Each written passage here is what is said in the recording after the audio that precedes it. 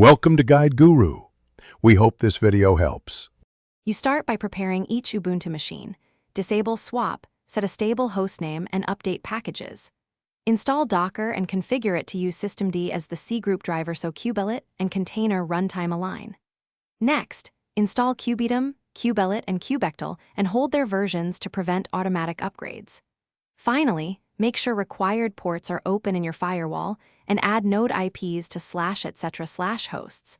Once done, you can initialize the control plane on the first node.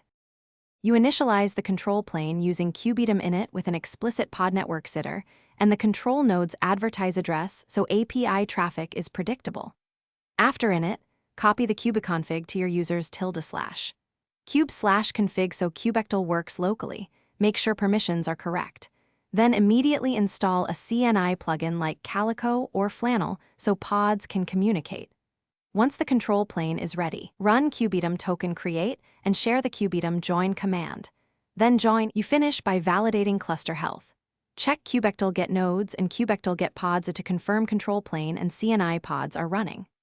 Apply RBAC rules, create storage classes if needed, and deploy a simple nginx pod to test scheduling. If something fails, immediately inspect systemtl status for kubelet and containered, review kubelet and CNI plugin logs, and verify swap is off and itable's forwarding rules exist. If tokens expire, recreate a join token and rerun kubelet join on the worker.